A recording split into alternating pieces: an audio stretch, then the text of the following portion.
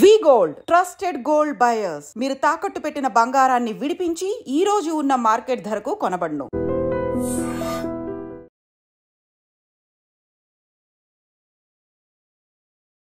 నమస్కారం, welcome to I dream. ధర్మ మార్గం విత్ విజిత కార్యక్రమానికి స్వాగతం.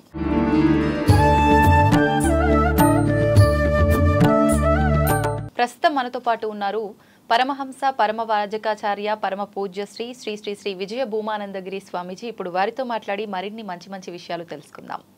నమస్కారం స్వామీజీ. శుభంతల్లి. స్వామీజీ, ముందుగా నేను మీకు సంబంధించిన విషయంతో ప్రోగ్రామ్ స్టార్ట్ చేయాలనుకుంటున్నాను. అయితే గృహస్థు ఆశ్రమంలో ఉండి మీరు తర్వాత సన్యాసిగా మారటం జరిగింది. నిజంగా ఒక సన్యాసిగా మారాలి అనంటే వివాహము, పిల్లలు, కుటుంబం, బంధాలు, బంధుత్వాలు అన్నీ ఉన్న తర్వాత కూడా మారే అవకాశం ఉంటుందా? అసలు సన్యాసి జీవనం ఏ రకంగా ఉండాలి? మనకు చతురాశ్రమాలు ఉంటాయమ్మా. బ్రహ్మచారాశ్రమం ఒకటి, రెండవది యువ ఆశ్రమం, యువకులుగా ఉంటారు కదా అది. మూడవదేమో మన వానప్రస్థాశ్రమం.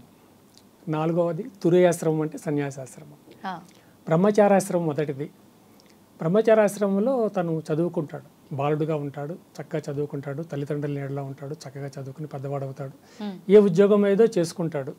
అనంతరం అతడికి వివాహం అవుతుంది, చక్కగా కాపురం చేస్తాడు, భార్యని బిడ్డల్ని ప్రేమగా చక్కగా చూసుకుంటాడు, పిల్లల్ని సంస్కారయుతంగా పెంచి పెద్ద చేస్తాడు. అనంతరం వానప్రస్థం. అంటే వానప్రస్థం అంటే అతను కనీసం 50 సంవత్సరాల వయసు వచ్చేయాలి. అంటే ఈ కుటుంబానికి సంసారానికి సంబంధించినటువంటి బరువు బాధ్యతలు అయిపోవాలి. అయిపోయిన తర్వాత వాళ్ళు వానప్రస్థానికి రావాలి.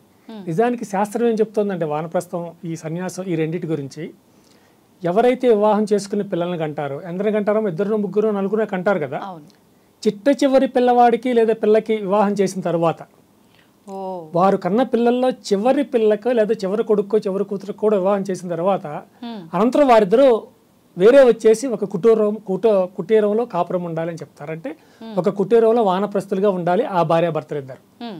అంటే బిడ్డల తరపునటువంటి బాధ్యత అంతా తీర్చేసుకుని, బిడ్డలకు సంబంధించిన వారికి చదువులు చెప్పించి, సంధ్యలు చెప్పించి, వారిని పెద్దలు చేసి వివాహాలు చేసి, చిన్నవాడికి కూడా వివాహం జరిగిన తర్వాత వీరు ఇంకా వారిని వదిలిపెట్టేసి విడిగా వచ్చి ఉండాలి, వానప్రస్తులుగా అంటారు అంటుంది శాస్త్రం. ఎందుకు ఉండాలి అంటే మరి ఎందుకు ఉండకూడదు? ఇంతకాలం పిల్లల్ని కని పెంచి పెద్ద చేసి ఇంకా వాళ్ళకు పుట్టిన పిల్లల్ని కూడా చూసి వాళ్ళకు ముక్కులు చీది వాళ్ళకు మూతులు కడిగి వాళ్ళని కూడా పెంచి పెద్ద చేయాలంటే వీళ్ళు తరించేది ఎప్పుడు?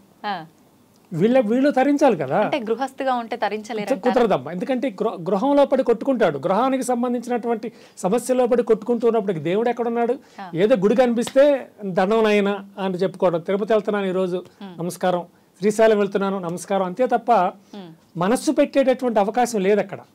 ఇప్పుడు ఏమి చేద్దాం అనుకున్నా సరే పక్కన భార్య, బిడ్డలు వీళ్ళందరూ కనిపిస్తూ సమస్యలు, ఆర్థిక సమస్యలు, అనేక రకాలైనటువంటి సామాజిక సమస్యలు కనిపిస్తూ వీడిని పట్టి పీడిస్తూ ఉంటాయి. ఇంకా మనస్ఫూర్తిగా భగవంతుడి యొక్క ధ్యానం చేసేటటువంటి అవకాశం లేదు. చక్కగా భగవంతుడి ధ్యానం చేసే అవకాశం ఎప్పుడైతే ఉంటుందో అది మాత్రమే మనం పుణ్యము లేదా మోక్షము సంపాదించుకునే కాలం, అది మాత్రమే, అంతే. అయితే ఇప్పుడు మీరు అన్నట్టుగా భగవంతుడికి దగ్గరగా ఉండాలి అనంటే ఖచ్చితంగా సన్యాసం తీసుకోవాల్సిందే. ఇప్పుడు వానప్రస్థంలో ఉండాలి అనంటే ఇప్పుడు మీరు తీసుకున్న దాన్ని వానప్రస్థంగా భావించవచ్చా, సన్యాసంగా భావించవచ్చా? ఇప్పుడు అంటే కుటుంబంలో వాళ్ళకు, మీకు మాత్రం సన్యాసం తీసుకోవాలని ఉంది, కుటుంబంలో వాళ్ళు అభ్యంతరం తెలిపారే అనుకోండి, తీసుకోవడానికి అవకాశం ఉంటుందా, ఉండదా? కుటుంబంలో వారు అభ్యంతరం చెప్పినట్లయితే తీసుకో. ఇప్పుడు మేము ఏం చేస్తామంటే వారిని మా గురువు గారి దగ్గర తీసుకెళ్తాం. మా గురువు గారు మా ఎదురుగానే అడుగుతారు, ఏం తల్లి మీ శ్రీవారు లేకపోతే మీ అమ్మ, మీ నాన్న వీరు సన్యాసం తీసుకోవడానికి మీరు అంగీకరిస్తున్నారంటే వారు అంగీకరిస్తున్నాము అంటే వారు ఇస్తారు. అలాగే ఎప్పుడైతే అప్పటి వరకు మాతో కాపురం చేసేటువంటి మా ధర్మపత్ని ఎప్పుడైతే మేము సన్యాసం స్వీకరించడానికి అంగీకరించిందో అప్పుడు గురువు గారి ముందే మా ధర్మపత్నికి మేము సాష్టాంగ దండ ప్రమాణం ఆచరించాలి. అంటే ఇప్పటి ఒక క్షణం క్రితం వరకు నువ్వు నాకు భార్యవి, ఎప్పటి నుంచి నువ్వు నాకు తల్లివి, అంతే, శాశ్వతంగా అంతే. ఇంకా అయితే అనంతరం ఈ వానప్రస్థం అయిన తర్వాత కొద్ది కాలం అయిన తర్వాత కావాలి అంటే సన్యాసం తీసుకోవచ్చు, లేకపోతే వానప్రస్తులుగా ఉండిపోవచ్చు. వానప్రస్తులు అంటే చక్కగా భార్యాభర్తలు కలిసి ఉండి, కలిసి ఆధ్యాత్మిక కార్యక్రమాలు చేసుకుంటూ, కలిసి తీర్థయాత్రలు చేసుకుంటూ, చక్కగా భగవంతుడి యొక్క నామజపంలో ఉంటూ శాశ్వతంగా అట్లాగే ఉండిపోవాలి, లేకపోతే సన్యాసమైనా తీసుకోవచ్చు.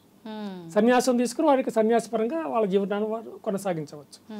ఇప్పుడు చాలా సంవత్సరాల క్రితం స్త్రీలకు సన్యాసం లేదు అన్నారు, కానీ స్త్రీలు కూడా సన్యాసం తీసుకుంటున్నారు. ఇప్పుడు చాలా మంది మాతాజీలు కూడా ఉన్నారు. ఇప్పుడు సన్యాసాన్ని స్వీకరించినటువంటి మాతాజీలు బోళ్ళు మంది ఉన్నారు, మహానుభావురాలు. మాకు కూడా గురుస్థానం ఉన్నటువంటి వారు అంత గొప్పవారు ఉన్నారు. ఇప్పుడు సన్యాసులు అనగానే కొన్ని నియమాలు ఉంటాయి కదా, ఖచ్చితంగా కట్టుబాట్లు. ఆడవారిలో ఎలాంటి ఉంటాయి, మగవారిలో ఎలాంటి ఉంటాయి? అంటే ఆడమగ తేడా లేదు, కానీ ఇంచుమించుగా కట్టుబాట్లు ఒకటే ఉంటాయి. మీరు తెల్లవారుజామునే లేవడం, భగవద్ధ్యానం చేయటం, ముఖం కూడా కట్టుకోనక్కర్లా, ముందే భగవద్ధ్యానం చేసేయాలి. భగవద్ధ్యానం చేసుకోవటం, అనంతరం కాలకృత్యాలు తీర్చుకుని మళ్ళీ చక్కగా స్నానాలు అవన్నీ చేసి మళ్ళీ భగవద్ధ్యానం చేయటం, లేకపోతే గ్రంథపట్టణం చేయడం, అనంతరం పూజలు పురస్కారాలు ఉంటే చేసుకోవడం. మన మాటలు వినడానికి, మనం చెప్పేటటువంటి ఆధ్యాత్మిక విషయాలు వినడానికి ఎవరైనా వస్తే వారందరినీ కూర్చోబెట్టి వారికి చక్కగా మనం ఆధ్యాత్మిక విషయాలు చెప్పగలగటం. ఈ సన్యాసత్వంలో ముఖ్యమైనటువంటి విషయం ఒకటి ఉందా, అది త్యాగం, అంటే దానం చేయడం. నీ దగ్గర ఏమున్నా సరే, ఏదో కొద్దిగా ఉన్నా ఆ కొద్దిలో మరి కొద్దిగా పెట్టంతే. ఇటు వరకు మనం దానం చేయవలసిందే. ఈ దానము త్యాగము అనేవి లేనప్పుడు ఇంకా సన్యాసత్వం అనడానికి అర్థం లేదు. తప్పనిసరిగా త్యాగం అనేది ఉండాలి. ఇక ఈ సన్యాసత్వంలో మేము అదే పనిగా మేము ధ్యానం చేసుకుంటూ భగవద్ పూజలు చేసుకుంటూ మేము ఏమి స్వీకరించినా శివార్పణమస్తు నారాయణార్పణమస్తు అంటూనే స్వీకరించాలి. అలాగే మా పాదాలకు అనేక వేల మంది, లక్షల మంది నమస్కారాలు చేస్తూ ఉంటారు. మనం గొప్పగా పొంగిపోయి, ఆహా చూసావా ఇంతమంది వచ్చి మాకు పాద నమస్కారం చేస్తున్నారు, నేను అంత గొప్పవాడు అనుకోకూడదు. మాకు ఎవరు నమస్కారం చేసినా నేనైతే వ్యక్తిగతంగా శివార్పణమస్తు నారాయణార్పణమస్తు అని అనుకుంటే, నువ్వు నాకు పెట్టిన నమస్కారం పరమశివుడికి వెళ్ళాలి, నారాయణుడికే వెళ్ళిపోవాలి అన్నట్లుగా మేము నమస్కారం చేసుకుంటాం. నాలాగే చాలా మంది అలాగే అనుకుంటారు. కానీ అందరికీ అలాంటి మనసు ఉండదు. ఎందుకనండి, సన్యాస జీవితం అంటేనే అన్ని వదిలేసుకోవటం, త్యాగం చేయటము. కానీ ఆ అహంకారము, ఆ హోదా, అదంతా కూడా కనిపిస్తుంది కొంతమందిలో. వాళ్ళని నిజమైన సన్యాసులుగా తీసుకోగలమంటారా? తీసుకోలేము. ఎందుకంటే కొంత కాకపోతే కొంతైనా సన్యాసత్వం వీళ్ళలో ఉండాలి. ఏమీ లేకుండా ఇప్పుడు ఆస్తుపాస్తులు వదిలిపెట్టేస్తాడు. అప్పటి వరకు ఏదైతే సంసారంలో ఉండి సాధించాడో అవన్నీ ఆ యొక్క గృహానికి వదిలిపెట్టేయాలి. వదిలిపెట్టి ఈ మాకు అప్పటికి వైట్ అండ్ వైట్ ఇస్తారు, శ్వేత వస్త్రాలు ఇస్తారు. ఆ శ్వేత వస్త్రాలతో మేము నదిలో దిగి స్నానం చేయాలి. ఎప్పుడైతే నదిలోకి దిగి స్నానం చేస్తామో అప్పుడు మేము ధరించినటువంటి ఆ శ్వేత వస్త్రాలు కూడా నదిలో వదిలిపెట్టేయాలి, నదిలో వెళ్ళిపోతాయి. అప్పుడు ఒడ్డున ఉండి అనేక మంత్రస్థాపనం చేస్తున్నటువంటి గురువు గారు మా మీదకి యొక్క కాషాయ వస్త్రాన్ని విసిరేస్తారు. ఆ కాషాయ వస్త్రాన్ని కాషాయ వస్త్రాన్ని స్వీకరించి మేము దాన్ని కట్టుకుని బయటికి రావాలి. వచ్చినప్పుడు గురువు గారు ఏం చేస్తారంటే నీళ్ళలో ఉన్నప్పుడు ఒక మలతాన్ని కూడా కత్తిరిస్తారు. అంటే ఇక మాకు దేనితో ఇహలోకానికి సంబంధించి దేనితో మాకు సంబంధం ఉండడానికి వీల్లేదు. భౌతిక పరమైనటువంటి ఏ విధమైన సంబంధం ఉండకూడదు. అలౌకికం ఉండొచ్చు, అవలౌకికం ఉంటుంది, అలౌకికం ఉంటుంది. భౌతిక పరమైనటువంటిది ఏ విధమైన సంబంధాలు ఉండడానికి వీల్లేదు. కాషాయ వస్త్రమే ఎందుకని సన్యాసి జీవనానికి? కాషాయ వస్త్రం అంటే ఈ వస్త్రం కట్టుకుంటే దిస్ నాట్ ద రియల్ కాషాయం. పూర్వం కాషాయ వస్త్రం అంటే ఏం చేసేవారంటే మామూలు శ్వేత వస్త్రాన్ని తీసుకుని పారే నదిలో వేసేసేవారు. పారే నదిలో ఏం పారుతుంది, బురద, మట్టి ఇవన్నీ పారుతూ ఉంటాయి. ఆ శ్వేత వస్త్రాన్ని ఆ మట్టిలో గుచ్చేవారు అడుగున, నది అడుగున, లేదా ఒక కాలువ అడుగున, ఒక నీటి అడుగున. అది పారుతున్నప్పుడు మట్టి గిట్టి అంతా దాన్ని రాసుకుంటూ వెళ్తుంది ఆ వస్త్రాన్ని. అప్పుడు ఆ వస్త్రానికి ఒక రకమైన రంగు వస్తుంది, ఇంచుమించు ఈ రంగు రావచ్చు, ఇంచుమించు అటువంటి రంగు వస్తుంది. అది కాషాయం అంటే అది అసలు కాషాయం. అది ఇప్పుడు నదిలో పెట్టేసి ఒక 4 రోజులు ఎదురు చూసి అది ఎప్పుడు మాసికలు అవుతుందని అంతా ఎదురు చూసే వెళ్తాయి ఎవరికి లేదు కదా. అందుకని కాషాయం అనేది ఇచ్చేస్తున్నారు, మేము తీసేసుకుంటున్నాం అంతే.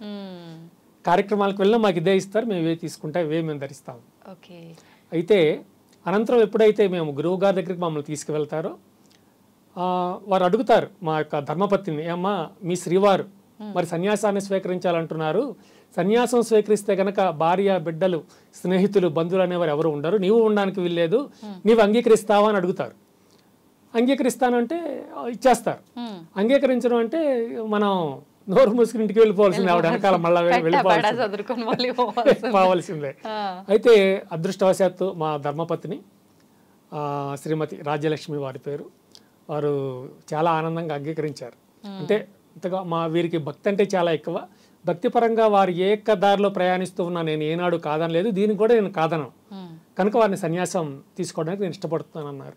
అన్నం అంటే మేము వారికి సాష్టాంగ దండ ప్రమాణం ఆ చేత చేయించారు, అనేక మంత్రాలు అవి చెప్పి ఆ తర్వాత 3 రోజులు విరజాహోమం చేయాలి తప్పనిసరిగా 3 రోజులు. అదేం హోమం అండి? విరజాహోమం, తురీయ హోమం అంటాం. అంటే ఇది తురీయాశ్రమము. సన్యాసాశ్రమం తర్వాత ఇంకే ఆశ్రమము లేదు. సన్యాసి అంటే దాని అర్థం ఏంటంటే భగవంతుడు అని, అంటే అహం బ్రహ్మస్మి స్థితిలో ఉంటాం. అంటే భగవంతుడే నేను, నేనే భగవంతుడు, వేరే భగవంతుడు అంటే ఎవరు? నేనే ఇంకా భగవంతుడి స్థితిలో ఉంటాం అన్నమాట. తల్లి లేదు, తండ్రి లేదు, తండ్రి లేడు, సోదరి సోదరులు లేరు, ధర్మపత్ని ఉండదు, పిల్లలు ఉండరు, ఎవరు లేకుండా కేవలం భగవంతుడు మాత్రమే కనుక ఆయన నేను అంతే. ఆ విధంగా సన్యాసత్వం. అయితే మీరు ఒక మాట అన్నారు, మరి సన్యాసత్వం అంటే అన్ని వదులుకోవటమే కదండి, మళ్ళీ కొంతమంది పట్టుకుని ఉంటారు, అంటే ఆస్తులు గీస్తులు ఉంటాయి బాగా. అది నిజమే. నిజానికి ఒకసారి వదిలి వచ్చిన తర్వాత మళ్ళీ ఆస్తుల జోలికి పాస్తుల జోలికి వెళ్ళకూడదు. ఏదో మా జీవితానికి అంటే నిత్య దైనందిన జీవితానికి ఏ విధమైన లోటు లేకుండా చూసుకోవటం వరకు ఇబ్బంది లేదు. కానీ మరి ఆస్తుల్ని పెంచుకోవడం, పెద్ద పెద్ద బిల్డింగ్స్ కట్టుకోవడం, పెద్ద పెద్ద గోశాల చాలా పెద్ద పెద్దవి నిర్మించుకోవడం అంతే సన్యాసులు చేయవలసిన పని లేదు. అంటే కావాలని తెచ్చిపెట్టుకోవటమే సన్యాసులు ఇవన్నీ అంతే. మామూలుగా అంటే వాళ్ళ తినడం కోసం, వాళ్ళ వ్యవహారాల కోసం ఆ సొమ్మంతా కూడా మామూలుగా మేము విన్నంత వరకు సన్యాసి జీవనం అంటే భిక్ష తీసుకుంటారు అని చెప్పి, మామూలుగా నిజంగా అదే సాగుతుందా? ఎలా జరుగుతుంది? యాక్చువల్గా ఎప్పుడైతే గురువు గారు మాకు సన్యాసాన్ని అనుగ్రహిస్తారో అప్పుడు మేము తప్పకుండా భిక్షాటన చెయ్యాలమ్మా. అయితే తరాలు మారిపోయాయి కదా, ఇప్పుడు మీరు రోడ్డు మీదకి అడుక్కోండి అంటే ఎవరు అడుక్కోరు కదా. అందుకని మా గురువు గారే మేమే ఏం చేస్తామంటే ఒక 5 9 మందినో మీలాంటి తల్లుల్ని సిద్ధం పెడతాం, మేము వచ్చి భిక్ష అడుగుతామమ్మా ఇవ్వండి అని మేము ముందే చెప్పేస్తాం. వాళ్ళు సిద్ధంగా ఉంచుకుంటాం. వారి వద్దకెళ్ళి మేము భిక్షను తీసుకుంటాం. తీసుకుని మొట్టమొదటిగా స్వీకరించిన భిక్షను తప్పనిసరిగా మా గురువు గారికి ఇచ్చేయాలి. అంటే అది సంప్రదాయం. వారికి ఇచ్చేసి ఆ తర్వాత మళ్ళీ వారి భిక్షం వేస్తే మేము తీసుకోవాలి. అది అట్లాగనమాట. అట్లా చేయడం. అయితే ఆస్తులు పాస్తులు పెంచుకోవటం అది ఇది అంటే వాళ్ళ ఇష్టం వాళ్ళది, మనం ఏం మాట్లాడగలం, ఎవరి ఇష్టం వాళ్ళది. ఓకే. అయితే ఇప్పుడు మామూలుగా మీ ఇంట్లో వాళ్ళు ఒప్పుకున్నారు, మీరు ఇలా సన్యాసం తీసుకున్నారు, కానీ ఏదో ఒక టైంలో ఖచ్చితంగా ఫ్యామిలీలో అనిపిస్తుంది కదా, అంటే తను కూడా ఉండుంటే ఈ టైంలో ఇలా ఉండేదేమో, అలా ఉండేదేమో, ఇలాంటివి ఖచ్చితంగా పిల్లల్లో కానీ వైఫ్లో కానీ ఖచ్చితంగా వస్తుంటాయి ఏదో ఒక సిచ్యువేషన్లో. అంటే వాళ్ళు ఆ సిచ్యువేషన్లో బాధపడుతుంటారు కూడా, మిమ్మల్ని మిస్ అయ్యి. మామూలుగా మీరనే కాదు, ఇలా తీసుకున్న ప్రతి ఒక్కరిలో ఖచ్చితంగా వాళ్ళు బాధపడుతున్నారు అని అంటే దానికి సంబంధించింది మీకు కొంచెమైనా ఏదైనా? లేదమ్మా. అయితే వ్యక్తిగతంగా మా పూర్వాశ్రమం, మేము పూర్వాశ్రమం ఇప్పుడు అబ్బాయి గురించి చెప్పాలనుకో మా పూర్వాశ్రమ కుమారుడు, పాప గురించి మా పూర్వాశ్రమ కుమార్తె అట్లా చెప్పాలి. మా వైఫ్ గురించి చెప్పాలంటే మా పూర్వాశ్రమ శ్రీమతి అనాలన్నమాట. మా పూర్వాశ్రమంలో ఇంతవరకు అటువంటి ఏమి లేవు. ఒకసారి సన్యాసిగా మారిన తర్వాత మళ్ళీ అది వద్దు నాకు, నేను మళ్ళీ నా లైఫ్ నేను వెళ్ళాలి అంటే కుదరదు. అసలు వెళ్ళకూడదు అసలు. వెళ్ళాలి అనే మనస్తత్వం ఉంటే ముందే వెళ్ళడం మానేయాలంతే. అది ముందు నిర్ణయించుకోవాల్సింది. ఎందుకు అనిపించింది మీకు అసలు సన్యాసం తీసుకోవాలని? అంటే మొదటి నుంచి భక్తి ఎక్కువ అమ్మా నాకు. అలాగే శ్రీ వెంకటేశ్వర స్వామి వారి మీద మేము 101 సంకీర్తనలు కూడా రచించాం. అన్నమయ్య వారి సంకీర్తన 26,000 నా మహానుభావుడు రచించాడు. అదే దారిలో మేము కూడా ఒక 101 సంకీర్తన రచించాము. భగవంతుడి మీద భక్తి వల్ల, వారి మీద ఉన్నటువంటి విపరీతమైన ప్రేమానురాగాల వల్ల, పూజ్యభావం వల్ల మేము రాసాము. భక్తి అట్లా పెరిగిపోయిందమ్మా. భక్తి అంటే 24 గంటలు కూర్చొని పూజలు చేయటం, లేకపోతే యజ్ఞాలు హోమాలు చేయటం అని కాదు. మనస్సులో భక్తి ఎక్కువ, నాకు ధ్యానం ఎక్కువ, మొదటి నుంచి ఎక్కువ. అట్లా చేస్తూ చేస్తూ చేస్తూ ఇంకా ఇప్పుడు ఒక విషయం మనం చేస్తూ చేస్తూ చేస్తూ అదే మనం అయిపోతున్నట్లే అనమాట. అలాగే భగవంతుడి గురించి ధ్యానిస్తూ ధ్యానిస్తూ ధ్యానిస్తూ మనమే భగవంతుడే. అంటే అహం బ్రహ్మస్మి అంటే అదే, మనమే భగవంతుడిగా మూర్తిల్లటం. భగవంతుడు అంటే వేరే ఎక్కడా లేడు, మన ఆత్మలోనే ఉన్నాడు భగవంతుడు. అందుకే ఇక్కడ 3 ఉంటాయి. 1 మనస్సు, 2 బుద్ధి, 3 ఆత్మ. ఈ మనస్సు అనేది ఆలోచిస్తుంది. ఇక్కడ అనేది ఒక ఐటమ్ మర్చిపోయి వెళ్ళిపోయారు అనుకోండి, ఇక్కడ ఎవరు లేరు, నేను ఎందుకు తీసుకోకూడదు అంటే మనస్సు చేసే తతంగం అది. నేను తీసుకోవచ్చు కదా, ఎవరో చూడరు కదా అని తీసుకో అని చెప్పేది, లేదా తీసుకోవద్దు అని చెప్పేది బుద్ధి నిర్ణయిస్తుంది. మనం తీసుకోవాలా తీసుకోవద్దు నిర్ణయించేది మనస్సు కాదు. మనస్సు ఆలోచిస్తుంది తీసుకుందామా వద్దా అని. అది ఓకేయా నాట్ ఓకే చేసేది బుద్ధి. ఆ బుద్ధి సరే తీసుకో పర్వాలేదంటే తీసుకుంటుంది. ఈ రెండింటిని గమనిస్తూ చూసేది ఆత్మ, సాక్షి అనమాట. సాక్షిగా ఉంటుంది ఆత్మ. అందుకనే కృష్ణ భగవానుడు అంటాడు గీతలో, సాక్షి ఆత్మే సాక్షిగా ఉంటుంది, నీ ఆత్మే నీకు సాక్షి అంటాడు. నేను సర్వసాక్షి అంటే ఆయన మహాత్మ, పరమాత్మ గనక, ఆయన దివ్యాత్మ గనక సర్వానికి ఆయనే సాక్షి. మనం ఏం తప్పులు చేస్తున్నాం, ఏం ఒప్పులు చేస్తున్నాం అన్ని కృష్ణ భగవాన్ గమనిస్తూ ఉంటాడంటే ఆయన సర్వసాక్షి. మనకి ఈ వ్యక్తికి నీకేమి సాక్షి అంటే నీలో ఉన్న ఆత్మే నీకు సాక్షి. నువ్వు దొంగతనం చేస్తున్నావా, లేకపోతే దొంగతనాన్ని విసర్జిస్తున్నావా? ఈ రెండు ఏం గమనిస్తుంది అంటే సాక్షి గమనిస్తుంది. ఈ సాక్షి ఆత్మ చూస్తూ ఉంటుంది కనుక ఆత్మే మనకి ఏది నీ ఆత్మ సాక్షిగా చెప్పు అని అంటారు పెద్దవాళ్ళు. అందుకే ఆత్మే మనకు సాక్షిగా ఉంటుంది. అదమ్మా. అయితే ఇప్పుడు సన్యాసం తీసుకోవడం వెనకాల అసలు పర్పస్ ఏంటి? మామూలుగా అంటే ఈ బంధాలు, ఈ బంధుత్వాలు వీటన్నిటి మధ్య ఉంటే మనం చేసుకున్న కర్మలు ఏదో ఒక కర్మ, అది పాపమే కావచ్చు పుణ్యమే కావచ్చు, పెరుగుతూనే పోతుంది. విముక్తి పొందలేము, ఈ జీవితం నుండి మోక్షం పొందలేము. కాబట్టి ఈ బంధాలన్నీ పక్కన పెట్టి సన్యాసం తీసుకుంటే ఎంతసేపు ఆయన ధ్యానంలోనే ఉంటాం కాబట్టి మోక్షం పొందడానికి అవకాశం ఉంటుంది అనేనా, ఇంకేదైనా రీజన్? కృష్ణ భగవానుడు ఒక మాట అంటాడమ్మా గీతలో, అపిచేదసి పాపేభ్య సర్వేభ్య పాపకృత్తమః సర్వం జ్ఞాన ప్లవేనైవ వృజినం సంతరిష్యసే అంటాడు. ఖచ్చితంగా చెప్తాడు కృష్ణ భగవానుడు. అర్థం ఏంటండి? మీరు ఎన్ని పాపాలు చేసినా, అసలు మీరే పెద్ద పాపం అనుకోండి, ఆ పాపాల కడలి నుంచి మిమ్మల్ని రక్షించేది జ్ఞానం అనేటటువంటి ఒక పడవ మాత్రమే. అంటే జ్ఞానాన్ని సంపాదించండి. మీరు ఎంత జ్ఞానాన్ని సంపాదిస్తారో అన్ని పాపాలు మీ నుంచి దూరంగా తొలగిపోతాయి అంటాడు కృష్ణ భగవానుడు. కనుక మేము జ్ఞానాన్ని సంపాదిస్తూ ఉంటాం. అంటే మేము పాపాలు చేసాం కనుక అవి పోగొట్టుకోవడం జ్ఞానాన్ని సంపాదించడం కాదు, జ్ఞానం తెలుసుకోవాలి. ఇప్పుడు రెండు ఉన్నాయమ్మా, ఒకటి జ్ఞానము, రెండు విజ్ఞానము. చాలా మంది అనుకుంటారు జ్ఞానము విజ్ఞానము రెండు ఒకటే అనుకుంటారు, కానీ కాదు. జ్ఞానం వేరు, విజ్ఞానం వేరు. విజ్ఞానము అంటే భౌతికానికి సంబంధించింది. ఈ బిల్డింగ్ ఎట్లా కట్టారు, ఈ లైట్లు ఎట్లా వెలుగుతున్నాయి, ఈ కెమెరాస్ ఎట్లా వర్క్ చేస్తాయి, కార్లు ఎట్లా తిరుగుతున్నాయి, ట్రైన్స్ ఎట్లాగా, హౌ దట్ బసెస్, కార్స్, ఇవన్నీ తెలుసుకోవడం విజ్ఞానం. ఈ ప్రపంచానికి సంబంధించిన విషయాలు తెలుసుకోవడం విజ్ఞానం. కేవలం భగవంతుడికి సంబంధించిన తెలుసుకోవడం మాత్రమే జ్ఞానం, అంతే. ఆధ్యాత్మిక విషయాలకు మాత్రమే జ్ఞానము అంటాం. విజ్ఞానం అనేది భౌతికానికి సంబంధించింది. అవును. నిజంగా ఇప్పుడు ఈ జ్ఞానం తెలుసుకోవడం వల్ల ఉపయోగం ఏంటి? ఒక మనిషి జ్ఞానం తెలుసుకోవడం వల్ల, ఇప్పుడు ఒక మనిషి జన్మ తీసుకున్నారు, ఒక శిశువు పుట్టింది, తర్వాత రొటీన్ అంతా అందరికీ జరిగినట్టుగానే జరుగుతుంది. పుట్టుక, మరణము, మధ్యలో ఆ జీవితము, ఎదుగడము, డౌన్ అయిపోవడము, కష్టాలు సుఖాలు ఇవన్నీ కామన్. ఈ జ్ఞానాన్ని నేను తెలుసుకోవడం వల్ల నాకు ఇంకా తేడా ఏం జరుగుతుంది నా లైఫ్లో? అంటే అమ్మా మంచి ప్రశ్న అడిగారు. ఇప్పుడు ఏమిటంటే జ్ఞానం తెలుసుకోవటం అంటే, జ్ఞానము అంటే ఒక విషయం, అసలు జ్ఞానము అంటే ఏమిటో ఒకటి ఉంటుంది కదా. ఏది తెలుసుకుంటే ఇంకా ఏది తెలుసుకోవాల్సిన అవసరం లేదో అదే జ్ఞానం.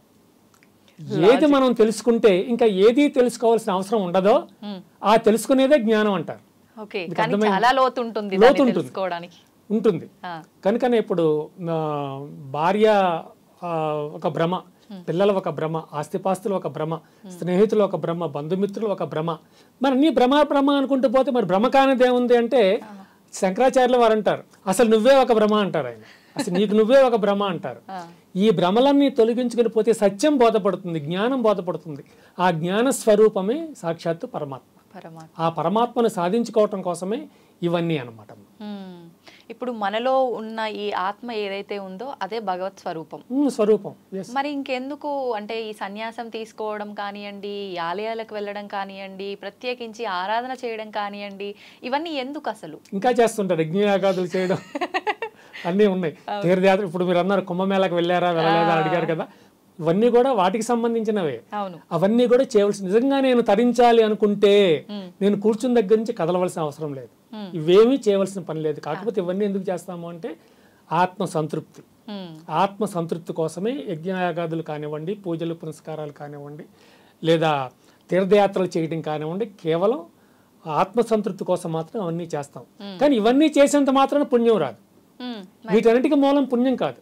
ఇప్పుడు మనం ఏదో ఇక్కడ పెద్దమ్మవారి ఆలయానికి వెళ్ళి, లేకపోతే విజయవాడ కనకదుర్గ అమ్మవారి ఆలయానికి వెళ్ళి, తిరుపతికి వెళ్ళి 4 నమస్కారాలు, 40 లక్షలు అక్కడ డొనేట్ చేసాము అంటే పుణ్యం రాదు.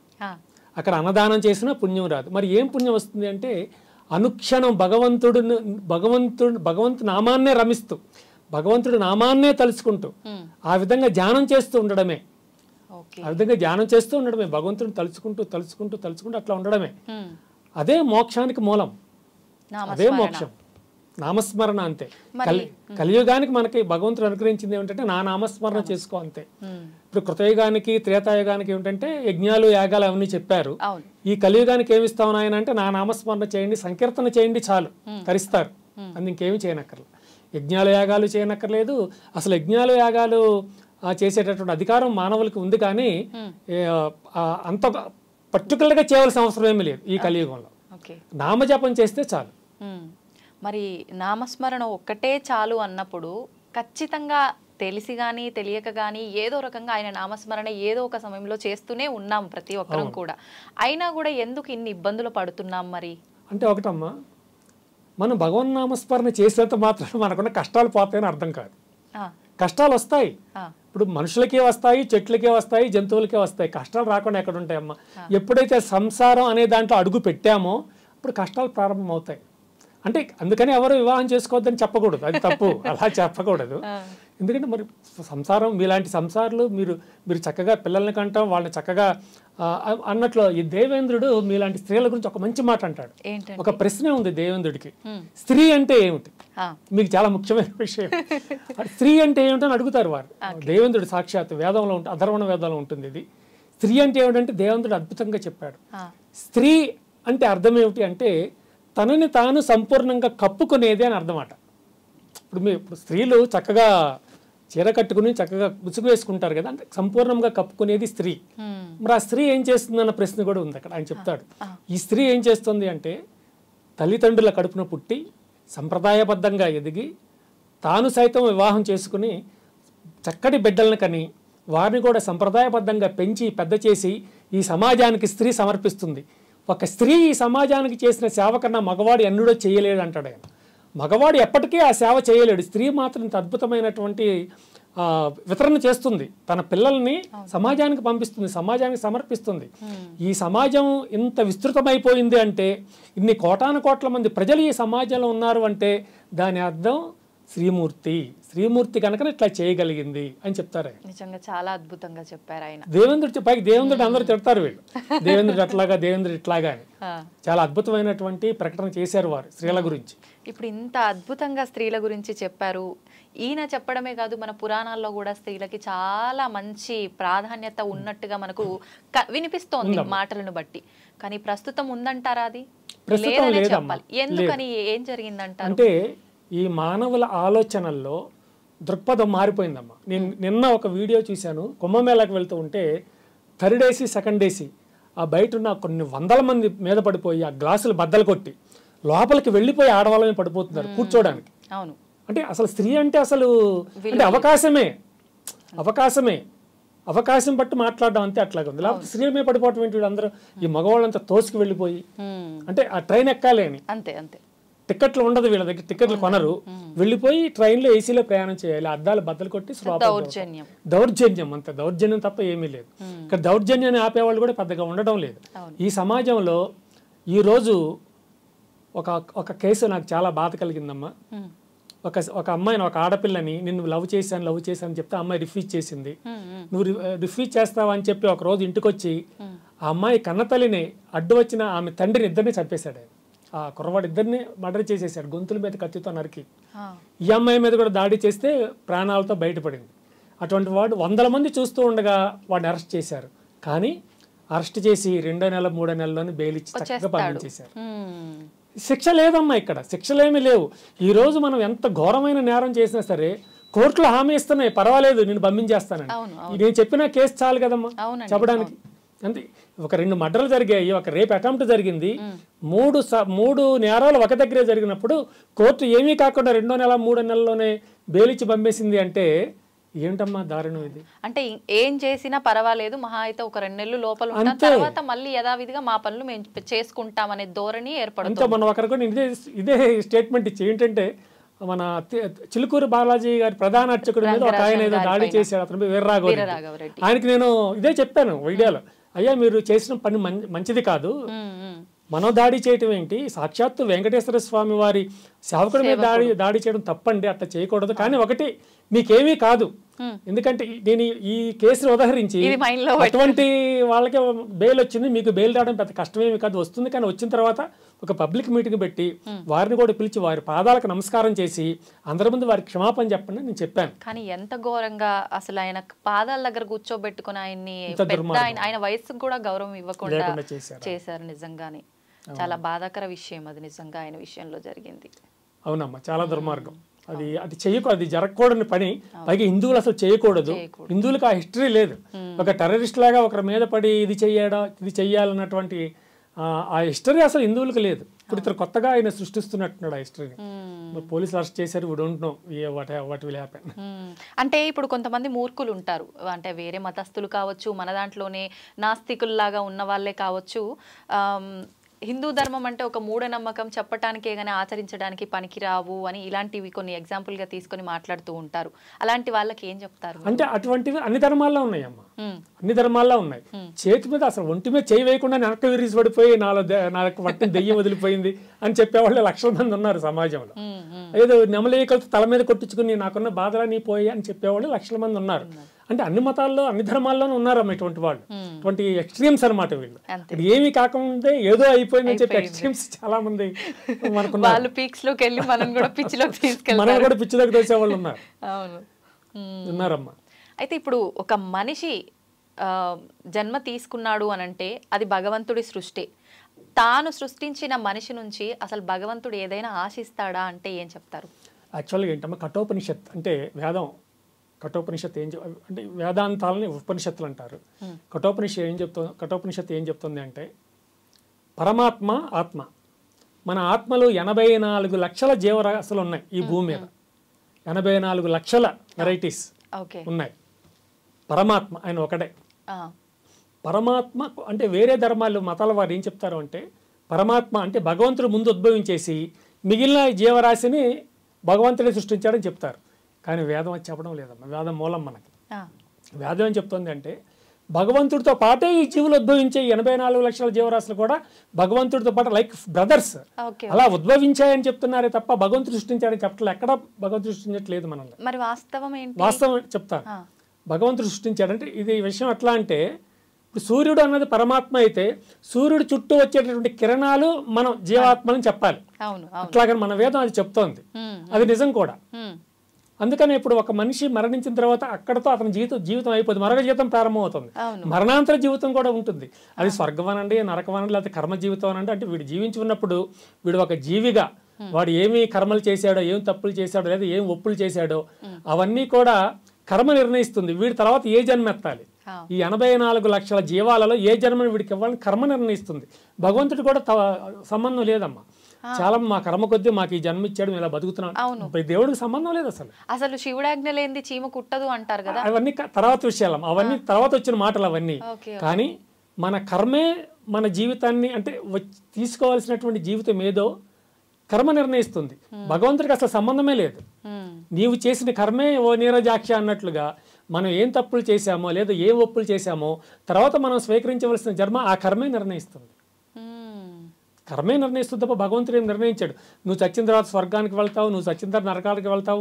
నరకము స్వర్గం లేవమ్మా. ఎక్కడ ఏదో స్వర్గం అక్కడ ఏదో రంబలో ఓర్వశలు ఏదో వాళ్ళు ఏదో డాన్సింగ్ స్టార్స్ ఏదో ఉన్నట్టు ఏదో చెప్తారు. అవన్నీ పిచ్చి మాటలమ్మా. ఎక్కడా లేవు. నరకం కూడా లేదు. నిన్నేదో నూనెలో వేసి తగలబెట్టేస్తారు, కాల్ చేస్తారు, నీళ్ళు వేస్తారు, నూనె వేసేస్తారు, నిప్పులు పెట్టేస్తారు, ఇనుప స్తంభాలని. అవన్నీ ఎక్కడా లేవమ్మా. అయితే ఈ సమాజంలో అవి ఎందుకు చొచ్చుకొచ్చాయి అంటే భయపెట్టడానికి. అంటే తప్పు చెయ్యాలంటే భయపడాలి. ఆ విధంగా భయపెట్టడానికి అవి పెట్టారే తప్ప అవి నిజానికి లేవు. కర్మ మాత్రమే మనల్ని శిక్షిస్తుంది అంతే. భగవంతుడు కూడా శిక్షించాడు, కర్మ మాత్రమే శిక్షిస్తుంది. ఇప్పుడు మీరు అన్నారు ఇదంతా ఏమీ లేదు అని, కానీ గరుడ పురాణంలో ఏం తప్పు చేశామో దానికి ఒక శిక్ష ఖచ్చితంగా అందులో అన్ని డిసైడ్ చేయబడి ఉన్నాయి కదా. మరి అవన్నీ ఎక్కడ అనుభవిస్తాము? అదంతా ఏంటంటేనమ్మా, ఇప్పుడు మనకి అష్టాదశ పురాణాలు ఉన్నాయి, అంటే 18 పురాణాలు ఉన్నాయి. మహామహా పండితులు కూడా ఏం చెప్తారు అంటే ఈ పురాణాలు అన్నివి ప్రతిదీ కూడా నమ్మదగింది కాదు అని వాళ్ళే చెప్తారు.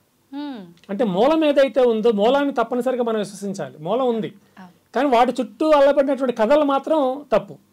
చాలా కథలు అల్లేశారు. వేల సంవత్సరాల నుంచి వస్తున్న వ్యవస్థ ఇది. మనకి మన హైందవ ధర్మం అన్ని ధర్మాల కన్నా అత్యంత సనాతనమైంది, పురాతనమైంది హైందవ ధర్మమే. ఈ హైందవ ధర్మం కొన్ని లక్షల సంవత్సరాలు అవుతుంది, వేల సంవత్సరాలు అయిపోతుంది. మరి ఇన్ని సంవత్సరాల నుంచి ఒక గ్రంథం ఉందంటే అది ఎన్ని మార్పులకు లోనవ్వాలి, ఎన్ని చేర్పులకు లోనవ్వాలి. ఒకటి రాశాడంటే 4 సెక్షన్లు ఎక్కువ రాస్తాడు, ఇంకొకటి రాశాడంటే ఈ 4 సరిపోయి ఇంకో 20 రాస్తాడు. అట్లాగా ఒకటి పెంచేసి అట్లాగా ఈ అష్టాదశ పురాణాలను తయారు చేశారు. గరుడ పురాణాలు కూడా అట్లాగే ఉన్నాయి. ఆ తప్పు చేస్తే ఆ శిక్ష, ఈ తప్పు చేస్తే ఈ శిక్ష అంటే వారు మరొక రకంగా చెప్పండొచ్చు. అంటే నువ్వు ఏదైతే వేరే ఒక జన్మను ఏదైతే నువ్వు స్వీకరిస్తావో ఆ జన్మలో నీకు ఎట్లా జరుగుతుంది అని కూడా ఆ విధంగా కూడా రాసి ఉండవచ్చు. ఇప్పుడు ఖచ్చితంగా పునర్జన్మ అనేది ఉంటుంది ఉంటుందమ్మా, అందులో అనుమానం లేదు. అది మానవ జన్మే ఉంటుందా లేదంటే వేరే ఇంకేదైనా జన్మ కూడా మానవ తీసుకునే జన్మే అవకాశమా? ఉండదమ్మా. మానవ మనుషులకు చాలా మంది అంటారు మనిషిగా పుట్టినప్పుడు ఎన్ని జన్మలైనా మనిషిగా ఉండదమ్మా, వేరే జన్మ ఉంటుంది.